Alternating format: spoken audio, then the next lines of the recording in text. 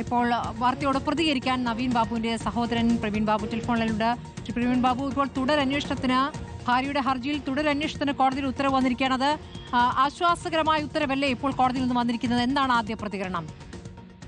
തീർച്ചയായും ആശ്വാസവും സന്തോഷവും ഉള്ള ഒരു ഉത്തരവാണ് വന്നിരിക്കുന്നത്. കാരണം ഞങ്ങൾ തുടക്കം തൊട്ടേ ഈ അന്വേഷണ സംഘത്തെക്കുറിച്ച് ഞങ്ങൾ പറഞ്ഞിരുന്നതാണ്. ഞങ്ങളുടെ സംശയങ്ങളെല്ലാം പറഞ്ഞിരുന്നതാണ്. ഞങ്ങൾ CBI ഇൻവെസ്റ്റിഗേഷൻ ആവശ്യപ്പെട്ടുകൊണ്ട് ഹൈക്കോടതിയെ സമീപിച്ച സമയത്ത് പ്രോസിക്യൂഷനും സർക്കാരും പറഞ്ഞിരുന്നത് അവർ എല്ലാ കാര്യങ്ങളും അന്വേഷിക്കുന്നുണ്ട്, എല്ലാ ഡോക്യുമെന്റ്സും അവർ കളക്ട് ചെയ്യുന്നുണ്ട്, CDRും CDയും അതുപോലെ CCTV വിഷ്വൽസും എല്ലാം കളക്ട് ചെയ്യുന്നുണ്ട് എന്നുള്ള സത്യവാങ്മൂലമാണ് ഹൈക്കോടതിയിൽ സമർപ്പിച്ചത്. ഹൈക്കോടതി പോലും അതിന്റെ അടിസ്ഥാനത്തിലാണ് എല്ലാം അന്വേഷിക്കുന്നുണ്ടല്ലോ എന്നതിന്റെ ധാരണയിലാണ് CBI ഇൻവെസ്റ്റിഗേഷൻ അനുവദിക്കാതിരുന്നത്. പക്ഷേ ഫൈനൽ റിപ്പോർട്ട് ഫയൽ ചെയ്യുന്ന ഈ ഒരു വേളയിലാണ് ഞങ്ങൾക്ക് മനസ്സിലായത് ഇവർ പറഞ്ഞ പ്രധാനപ്പെട്ട പോയിന്റുകൾ, നിർണായകമായ ഒരു പോയിന്റുകളും കോടതിയിൽ അവർ സബ്മിറ്റ് ചെയ്തിട്ടില്ല.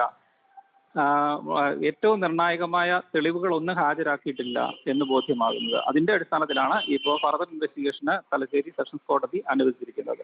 ഇപ്പോൾ നോക്കി, ഈ അക്കൗണ്ടിലെ വിവരങ്ങൾ, ഈ ഗോൾഡ് ലോൺ സംബന്ധിച്ച കാര്യങ്ങൾ, അതോടൊപ്പം നവീൻ ബാബുവിന്റെ ക്വാർട്ടേഴ്സിൽ പ്രശാന്തൻ എത്തി എന്ന് സൂചിപ്പിക്കുന്ന CCTV ദൃശ്യങ്ങൾ, അതോടൊപ്പം vigilance and anti corruption bureau ഉദ്യോഗസ്ഥരുടെ മൊഴി രേഖപ്പെടുത്തണം, PP ദിവ്യയുടെ ഔദ്യോഗിക ഫോണിന്റെ CDR ഹാജരാക്കണം. ഇത് ഈ നാലും നിങ്ങൾ മുന്നോട്ട് വെച്ച പ്രധാനപ്പെട്ട ആവശ്യങ്ങളായിരുന്നു അല്ലേ?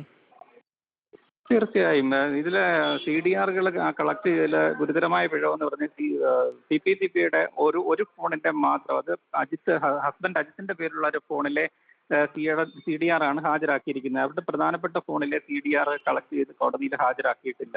അതുപോലെ പ്രശാന്തൻ ADയുമായിട്ട് സംസാരിച്ചു എന്ന് പറയുന്നുണ്ട്.